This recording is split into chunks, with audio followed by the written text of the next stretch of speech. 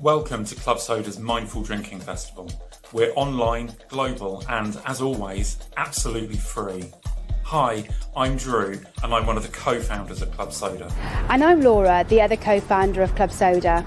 We help you change your drinking in ways that help you live well. So whether you're looking to cut down, stop for a bit, or quit, you can find what you need from podcasts and books and courses on joinclubsoda.com. This festival, we've brought you an amazing lineup from over 100 people from across the world. And our programme this time really is global. Every day starts down under with me, Sarah. As well as organising the festival in Australia, I spend my time looking for alcohol-free alternatives and tips for people who choose not to drink, but who still want to live a social, fun and adventurous life.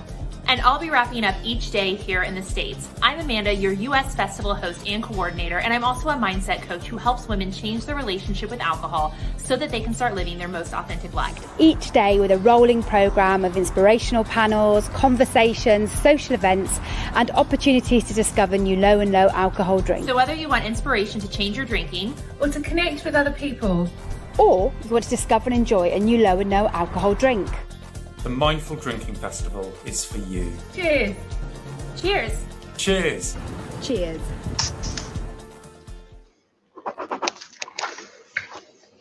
Hello and welcome to Club Soda's Mindful Drinking Festival. My name's Geoff Jeinn. I'm a radio producer, and when I turned 40 in January, I decided to take a year off drinking. To help, I've made a podcast called Wet and Dry, where I speak to anyone who can help me decide what sort of a drinker I want to be when my 41st birthday rolls around. So far, I've spoken to one of the country's leading hepatologists, a psychiatrist, a head brewer, and those who've been to the very worst places that alcohol can take you. I'm really excited about my guest today. As a finance student, I don't think I missed an episode of Working Lunch. He was also the original presenter of The One Show. He's fronted football on both the BBC and ITV, and you can currently hear him on his 5 Live show on Friday mornings and Question Time Extra Time, all of which is fabulous. But crucially for this discussion, Adrian became the poster boy for middle-class moderation after his personal revelations that he regularly drank between 80 and 100 units a week in the 2018 documentary Drinkers Like Me. Hello, Adrian. Hello. You well? I'm very good, thank you very much. We were just saying before we started this chat that to me, you are the ghost of Christmas future. I've only just started down this journey of working out what sort of drinker I want to be. You're a bit further down the line. So what kind of drinker are you at the moment? Well, it sort of ebbs and flows. If you want, I'm very keen on getting into specifics of units because, as we all know, everyone's got a different definition of the word moderation.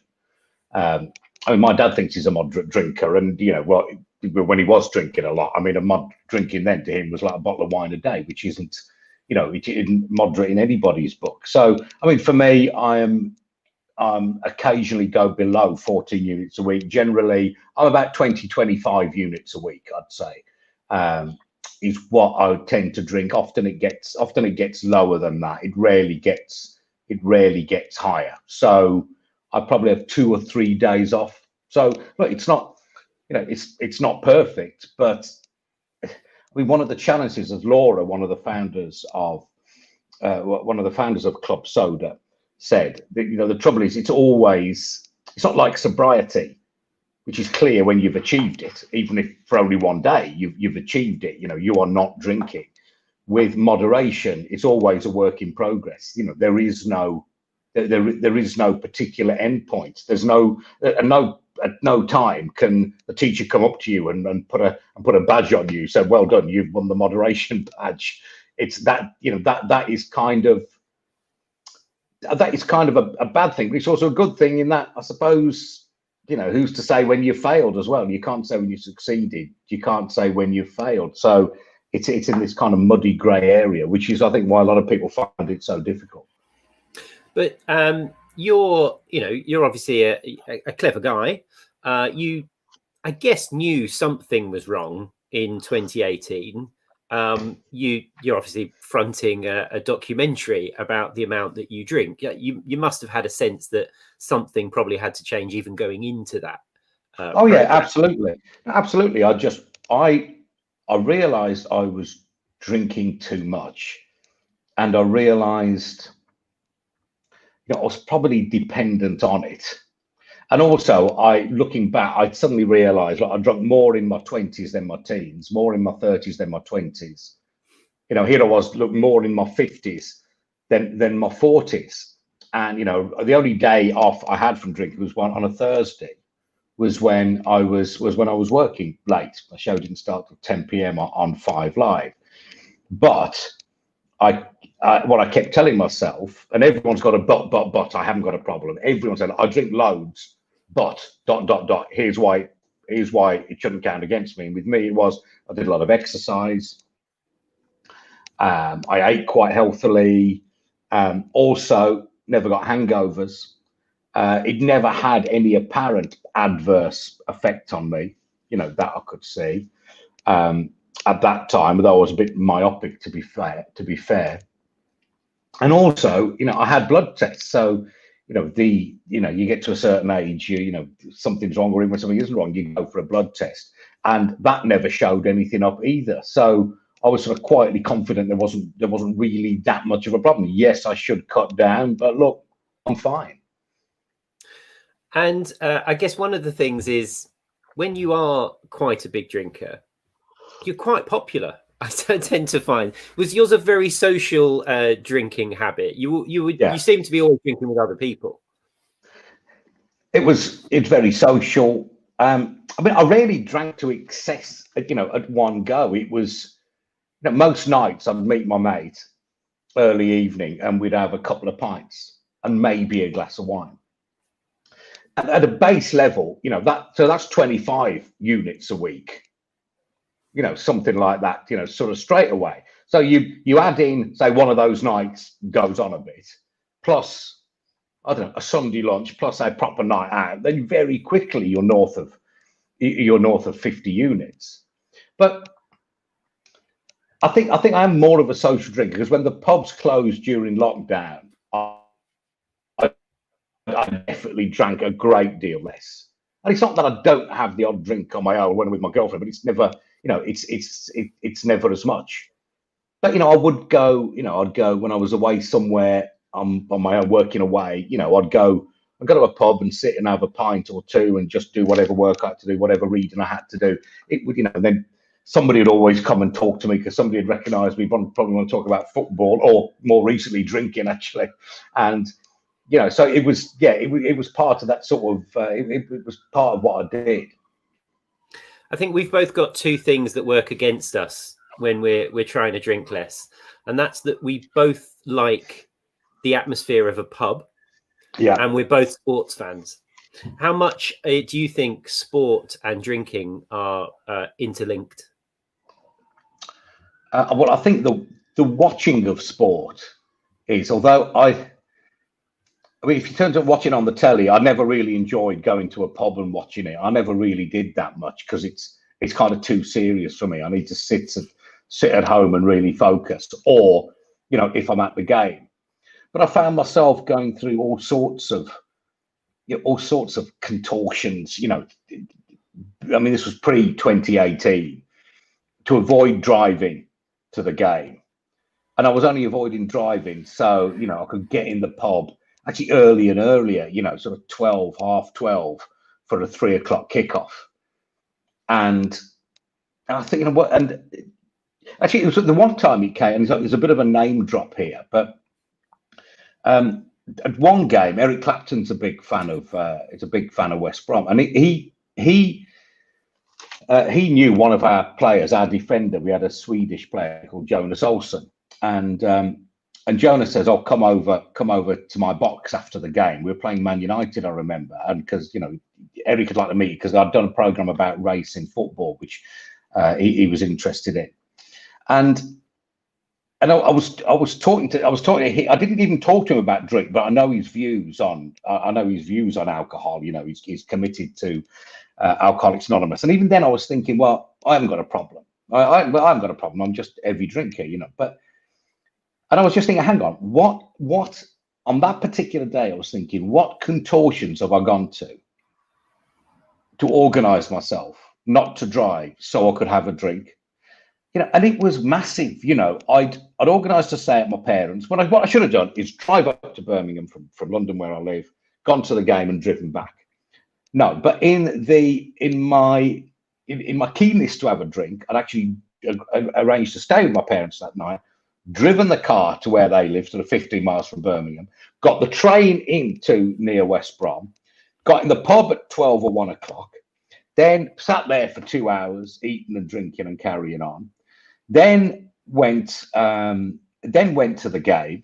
Then went had this conversation with Eric. Then went and had a couple more pints. Then got a train back, and it was just none of this was necessary. And I thought, hang on, it was leading to this moment. I thought, hang on, you know, just because I'm not waking up in a shop doorway doesn't mean I don't have some degree of dependence here.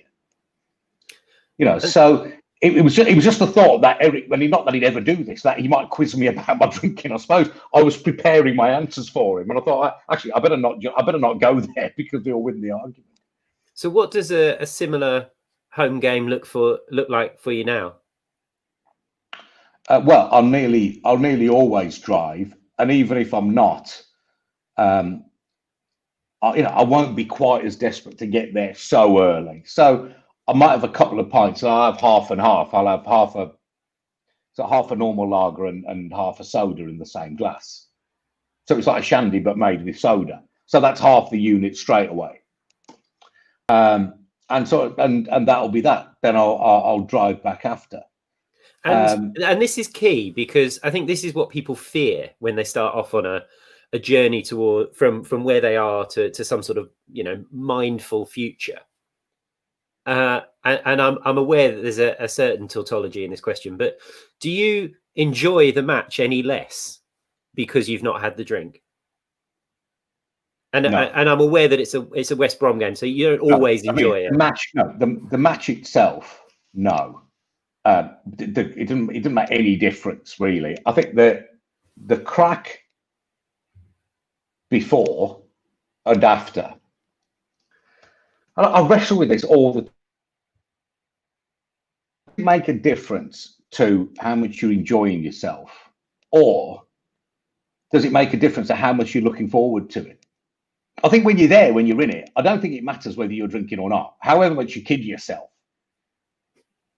because, you know, the alcohol is sort of poisoned your mind enough for you to be telling yourself that. But I think it's just the prospect of going, oh, great, I'll get in the pub early, I'll have a few drinks. When you're actually there, you know, as ever with drinking, once you've had the first one, I think all the rest is sort of habit, really.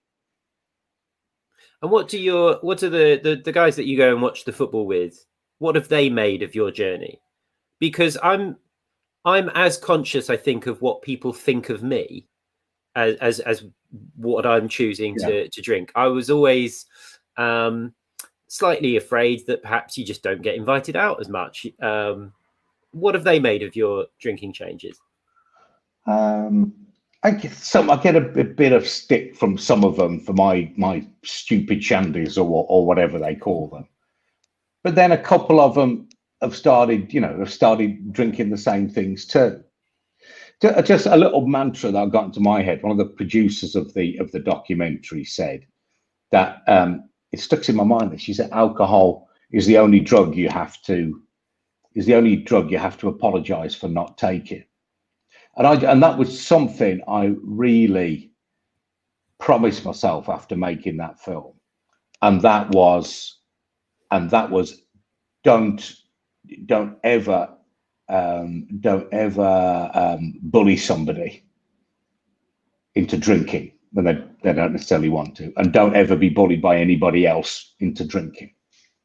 So it really doesn't bother me anymore. If anyone tries to go at it, I say, look, I'll just sit and have a couple of pints. Then it's all sort of forgotten. And I think pints of something that looks like beer, draft beer in a glass, is so important to have that available in pubs. Just because it just means you don't have to have the conversation. You can just get on with it. there's an Alpine lager which they do in Sam Smith's pubs in London, which is 2.7 or something. And I just think, well, that's the answer for me. When I go in, if I'm meeting somebody in a pub, I'll sort of always go in those, because that will do me for the evening. Just pints of cold fruit. Actually, when I go to Croatia, and I'm going next week, in many ways, not the most progressive country possibly.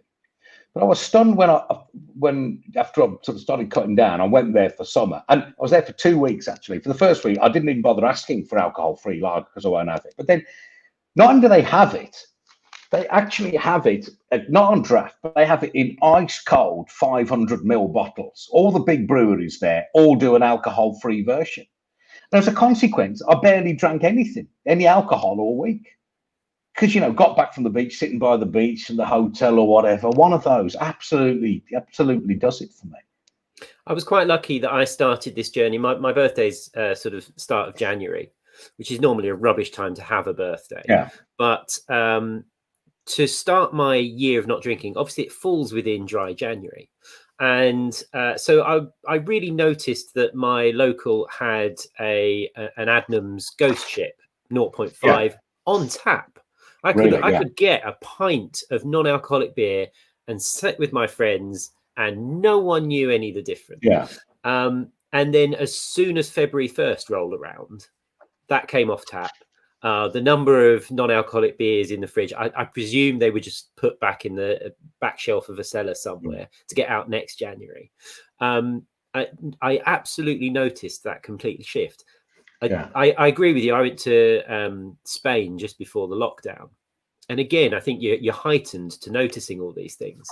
I don't think I went in a bar or restaurant where there wasn't a really good selection of alcohol-free beers.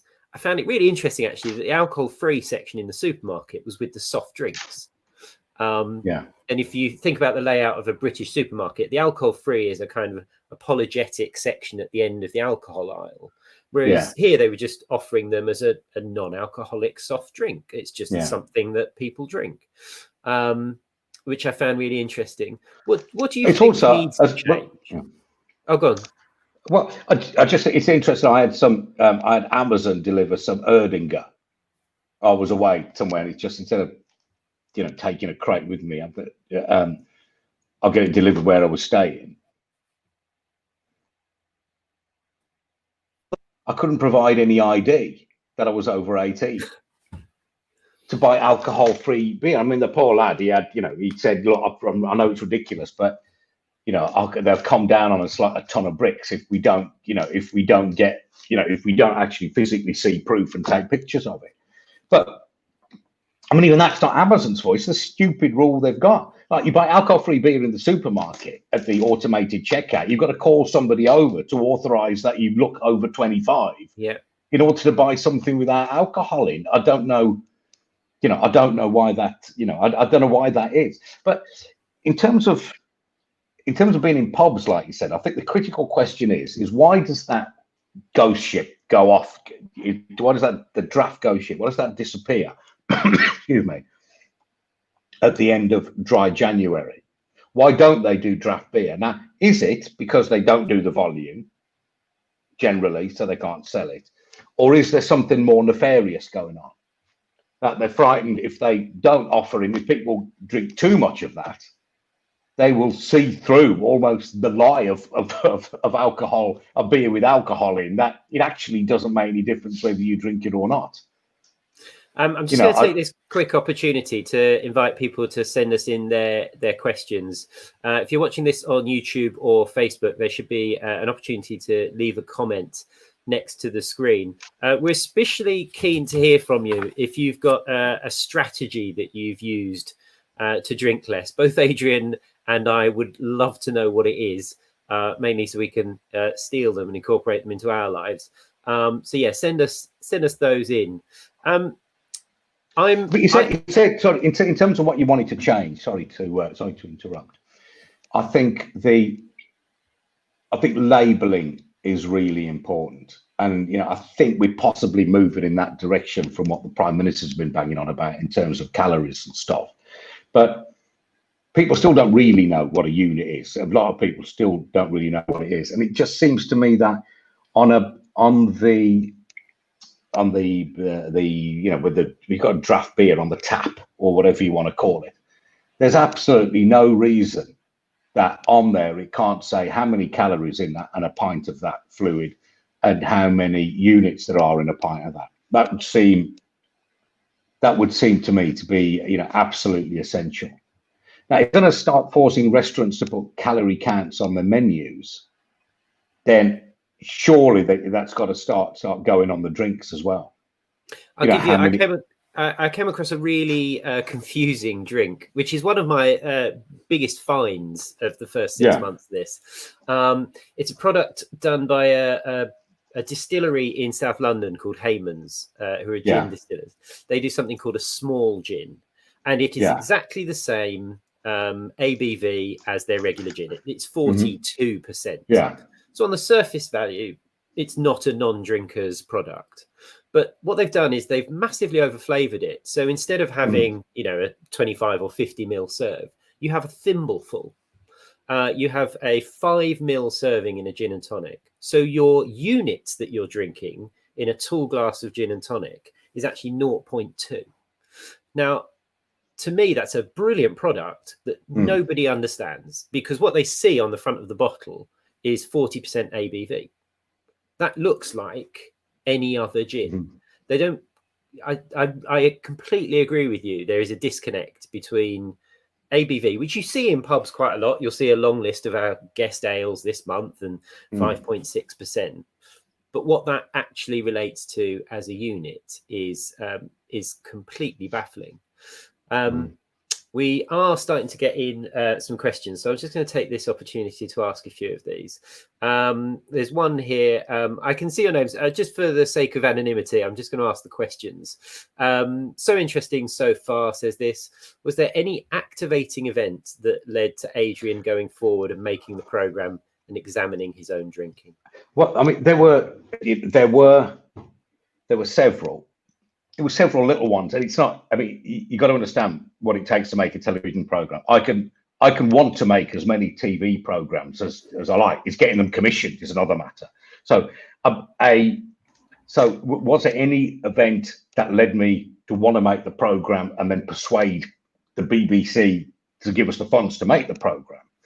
I would say there were a couple of things that happened, or little things that were said to me that I then used in the commissioning process. So that's what persuaded them that there was something in what I was saying. So sorry, it's a very long-winded, garbled answer. The short answer is yes, there were several things. The slightly longer answer is I'll give you two of them. One, a really good friend of mine, about the same age as me, big drinker. I've known her for years. And when I stopped drinking once for Lent, I remember her saying to me, said, "Oh, you know, without drinking, you know, the world's a very beige place for me." And it was a lovely day, and I was looking at the sky and I was looking at the trees. I thought, no, it's not. I'm not having that. That's mad. That's mad. If the drink is telling you that, if you're telling yourself that the world is beige without drink, then you are in the grip of some kind of addiction or dependence. You know, the drink has poisoned your brain to that point. And I have felt exactly that. I felt, you know, I realized subconsciously that is what I was thinking. And the other thing that happened was I was with Frank Skinner, and we'd met for who's a very close friend of mine, and he's a recovering alcoholic. He hasn't touched a drop for nearly 30 years. And we were talking about this kind of issue, and we'd met for dinner somewhere. And I said, my worry is that, I said, let's say, right, that 100 of my closest friends were gathered in a restaurant, a bar across the road to celebrate something, you know, with me. I said, if the fact is, I would be looking forward to that a lot less if I was told that I couldn't drink at that. And he was, which seemed to me just perfect common sense, but he was absolutely aghast. He just said, "Do you really feel like that?" I said, yeah. He said, "I just can't believe you're talking like that. You're one of those sociable people I know. Why would it make any difference?" And then I thought, yeah, blimey, that's interesting. And it was all these little things to say, you know, I'm probably more dependent on alcohol than I thought I was.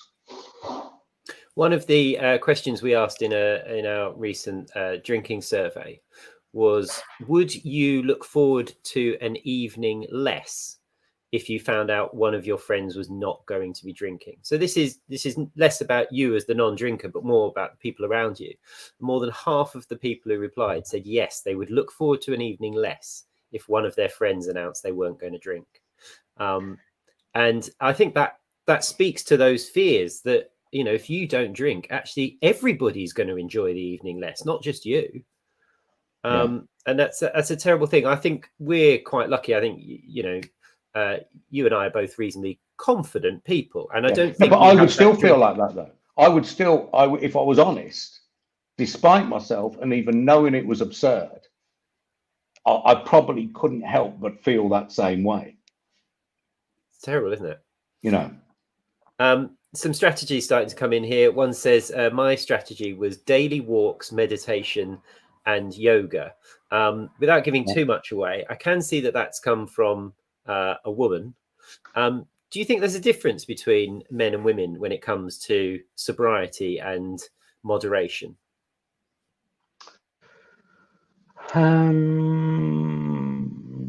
Probably not. I think I hate getting into these generalizations of men and women, but I think maybe there's differences in what you drink. I think wine is kind of harder to cut down in the sense that I'm all about measuring quantities. So with beer, you normally know where you're at. With wine, if you keep pouring it, you know, there's no one standard size of glass and so on. Also, you know, you've got a bottle of wine at home. There's this thing, you got to finish it. Well, you don't get that if you're drinking, say, cans of beer at home. You know, so I think that will probably, yeah, I think there's that difference, but I don't think that's necessarily true. But I think wine is harder to deal with than a lot of beer, I would have thought. Well, on that point, there's another comment here that says, my strategy is alcohol-free beer through and through. No need for booze with such top quality alcohol-free beers. Now, I've read a piece that you wrote in The Guardian last year about some of your favorite alcohol-free beers. Yeah. How did you incorporate those into your habits? Well, at home, it's more or less all I drink, the alcohol-free beer. And I thought, I was talking to Lee Mack, who's given up drinking completely, a comedian, feels very strongly about it. But he was saying when he was cutting down, he said one of the key things he made his first 2 drinks alcohol-free when he went out, even if it meant putting 2 bottles of Beck's Blue in a pint glass or whatever. So the first 2 pints would be alcohol-free. But he said by the time he got to the end of those 2, he just thought, well, here I am having a perfectly normal time. Why would I start drinking beer now? You know, somebody said something the other day, and I really appreciate your thoughts on this, and it kind of stopped me in my tracks, because I think that my key strategy, and I think what works with most people, is this idea, which I first heard the words come from Laura's mouth, actually, was about mindful drinking, about working out which drinks it is you want or need or enjoy. Now, I know, suppose you're not supposed to need a drink, right? But anyway, if you can just isolate it to those, then I think you'll be fine. Because, to give you an example, a bloke came to me at West Brom not long after I'd done the programme, and he goes, "Go talk to you," and I went, "Yeah." He said, "I drink 40 pints of lager." No, I said, "I drink 50 pints of lager a week. Do you think that's too much?" And ludicrously, I started adopting the kind of the kindly GP's tone. I went, "Well, I mean, you might consider cutting down a little, you know, all that." And in the end, I went, "Actually, let me put it like this to you, right? If you drink all those 50 pints and you love the bones of every single one of them, right? Do you really enjoy every single one? And And I say, well, do you? And he went, no, fair point, fair point. So if you can just isolate the ones that you really want, need, or enjoy and stick to them somehow, I think that's the key. But there's a big but, which I'll come to in a second. So, I mean, for what I worked out on the back of an envelope during making that program, that if you put all the drinks I've drunk in my life since I was 15 in a line, it'd be about 4 miles long. Right. And I thought, well, that's obviously bad. You think of all that flushing through your system. I thought, well, how many of those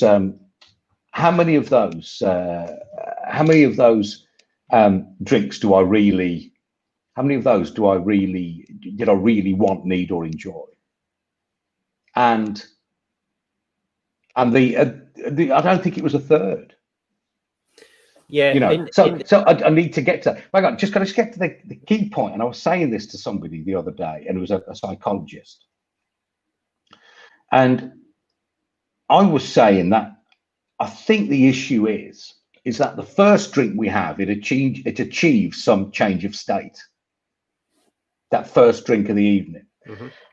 And I came to thinking all subsequent drinks really are some kind of subconscious attempt to recreate the change of state that first one afforded you. But in fact, that's fruitless, because the change of state achieved by drinking a fourth drink compared to a third drink is negligible. But then this psychologist I was talking to said, yeah, that works. But what if the change of state you wish to achieve is oblivion? What if you're drinking for oblivion? Then I don't know what you do then, because plainly moderation is then pointless. Because if you are hell set on achieving oblivion, then moderate drinking's going to do it. Moderate drinking's not going to do it. For me, I never want to achieve oblivion. But what I do want to achieve is that slight change of state in which a lot less alcohol can achieve that. Yes, I mean, to your point about the those occasion drinks, Matt, who I present my podcast with, in the first few episodes, I think he was adamant on changing my mind and getting me back in the pub. Yeah, and he was describing all those special beers that I was going to deprive myself of, and he sort of ran through a full list that first beer when you arrive at your holiday destination, all of those, the pub garden on a sunny day, you're going to deprive yourself all of those. And he kept listing them off. And I get, but that's about 12 beers a year. Those aren't the problem ones. Yeah, it's all of the others. That's the problem. That first drink when you get on holiday and you sat around the pool, I agree, that's a fantastic drink, and I look forward to having it again. The 6 that I had after it, though, they're sort of surplus to requirements. Yeah. A friend of mine has a serious dependence issue, a cameraman at the BBC, and he told me he was frightened to death about going to AA, but went. And he said something he heard in that first meeting I thought was really interesting. The woman said, it was summertime. He said, it's really hot now. And you're just thinking of going to the image you've got in your mind is going to that pub garden, seeing the pint of lager, seeing it with, the condensation on the side and ice cold. That's the image you've got. Well, forget about that image. Have the image in your head of the half drunk 4th or 5th pint of lager or glass of wine, which is all a bit smudged. There's wasps buzzing around it. There's the odd crisp packet there. Have that image in your mind. I thought, God, that's so right. Just sort of reframe it a bit. You don't get those images on the advertising. Do you know what I mean? You don't. Well, in fact, you don't get any. Well, you don't get any negative images on the advertising. No. That's another story. So obviously, in your documentary, there was some talk of future psoriasis and all of these things are some way down the line, and I think they're hard to imagine. Mm-hmm. Have you had any material benefits from drinking less? Anything you can actually point people to and go, my life is better in this way because I drink less? I am sort of more focused. I'm less tired. The maladies the middle-age maladies I suffer from anyway, like anxiety, depression, hypertension, reflux, all those things. Those are all much easier. Those have all been eased by drinking less. Also, I do genuinely enjoy the drinks. I enjoy the drinks I do have that much more. I tend to value them a bit more. But this can only come from slavishly, to my mind, slavishly counting your units. It's tedious. It's just boring. People think you're stupid doing it. But for me, I have to do it to keep myself honest. So I can look back. On Wednesday night, I had a bit of a hiccup. I went. I saw some friends I hadn't seen since before lockdown. The four of us went out. I was home for 11 o'clock, but I drank an awful lot, and when the reckoning came in the morning, I thought, okay, well, I put that down, and just seeing it I thought, well, did I enjoy all of those? And I thought I identified the drinks that I could have done without. I thought, well, I'll try and learn from that next time, but also I'm not going to give the whole thing up now and so go mad again tonight and the following night. No. And I didn't drink anything the following night, and next to nothing the night after that. And I probably won't drink again. I probably won't drink again tonight. So, always assessing where you are. You can only do that if you fill that flipping thing in.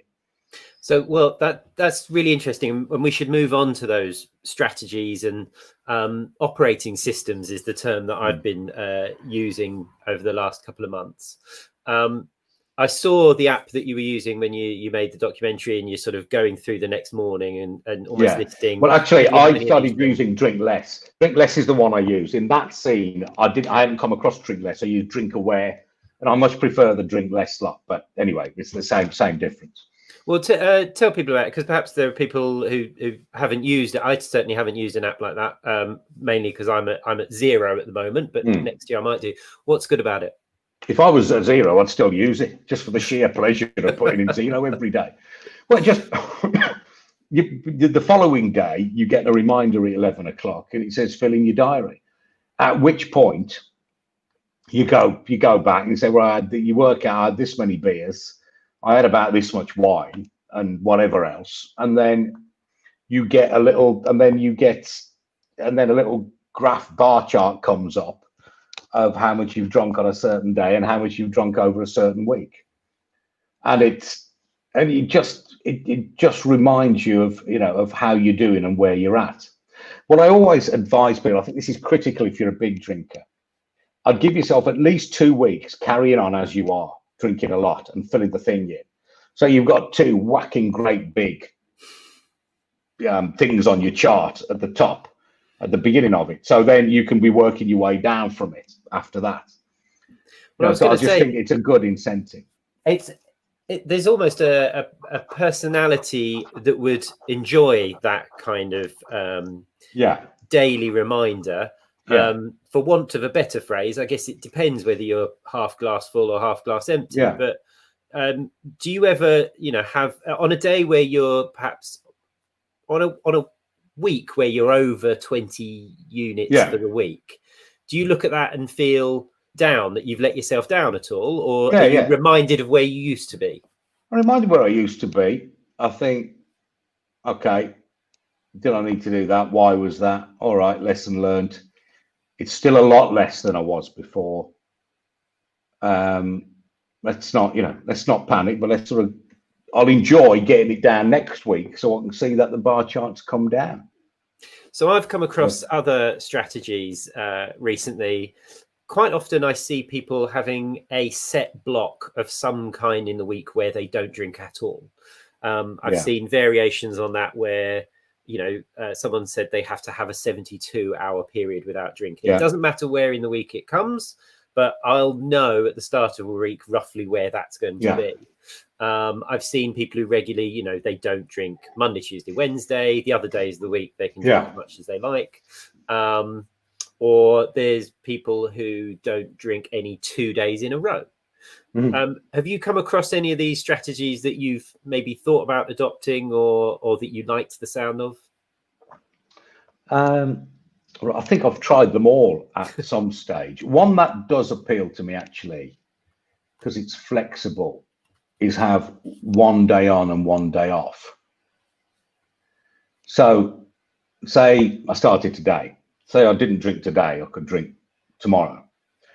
Or say I drank today, I couldn't drink tomorrow. But then let's say I drank today and tomorrow, then I'd have to give myself 2 days off. Or if I drank today, tomorrow, and the day after, I then had to give myself 3 days off. So you're always in debt or in credit with that. When I last started doing that, actually, that was a couple of years ago. What I found myself doing slightly was on the days that were drinking days, I thought, well, I'm not just having one here. Since it's a drinking day, I might as well, I might as well crack on, which was sort of suboptimal to say the least. So I just think the proof of the pudding is in what you're drinking over the whole week. Well, also, there's little things that people have said to me, that thing about the beigeness that sticks in my mind. And also, I remind myself of that. Another one the other day, a sociologist professor at Bath, who I happen to know through, he's a West Brom supporter. And he said, I found a way to take drink off its undeserved pedestal in my life. And that sticks in my mind. That helps me. Those kind of thoughts help me. I've got it on this pedestal. No, the other things are more important than that. It's not the be all and end all. Come on, get real.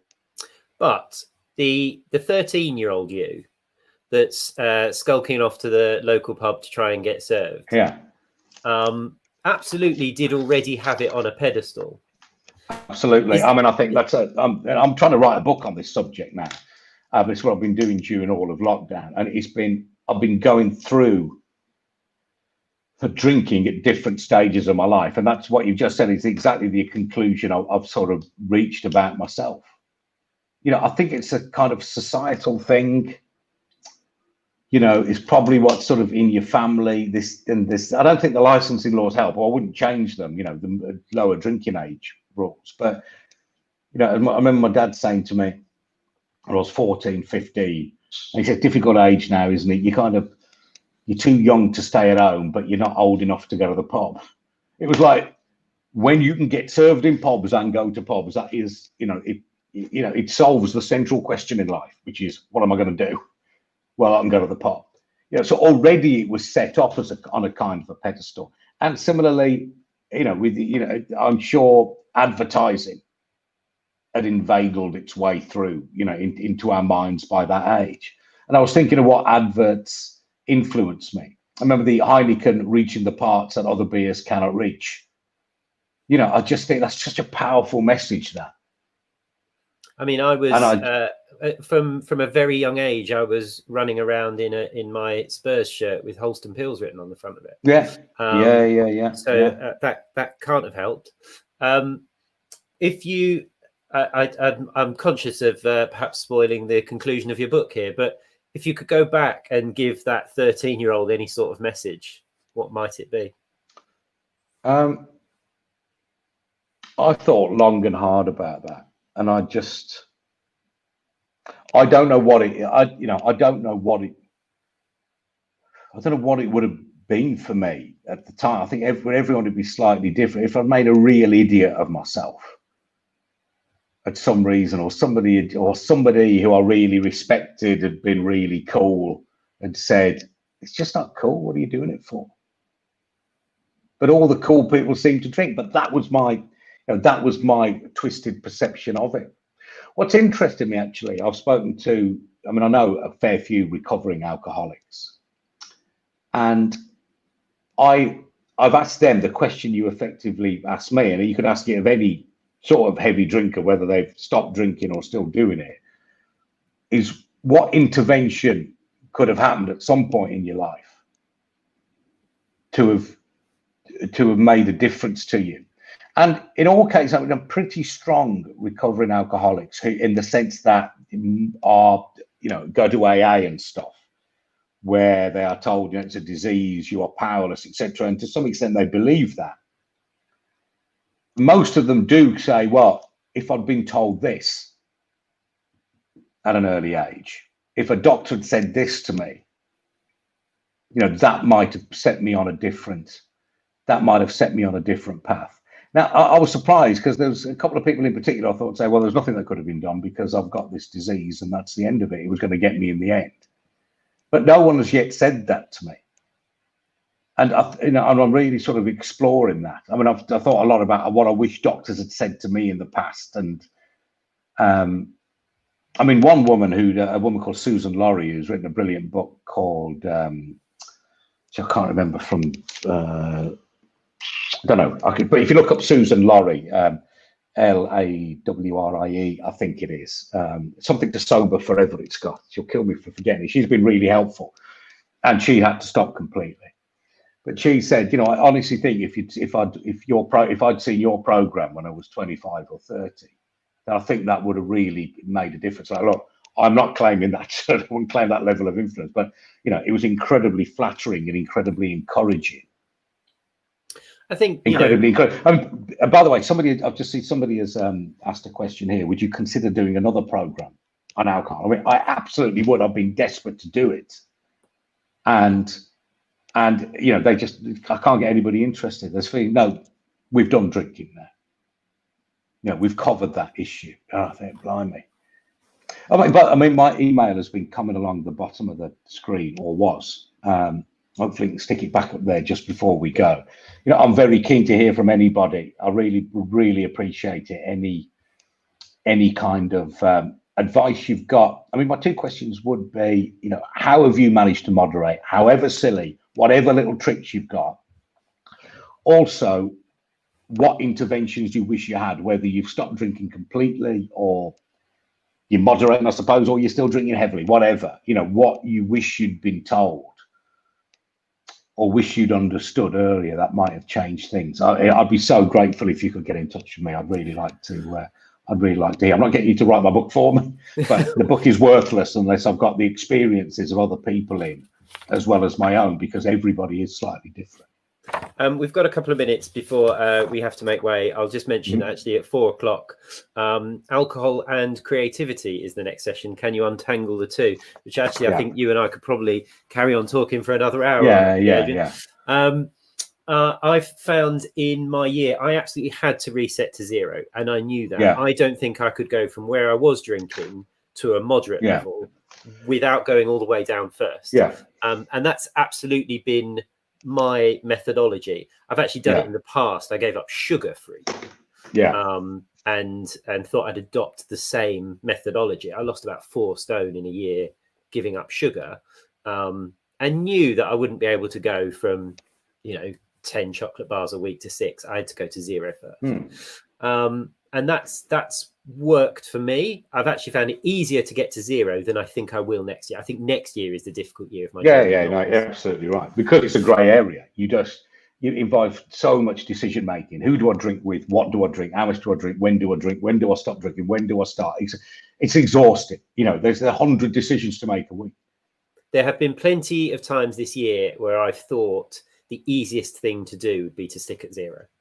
And depending on who you speak to, and obviously I'm speaking to a lot of people for this podcast, I'm continually confused. Everybody has a different perspective. Everybody has a different opinion.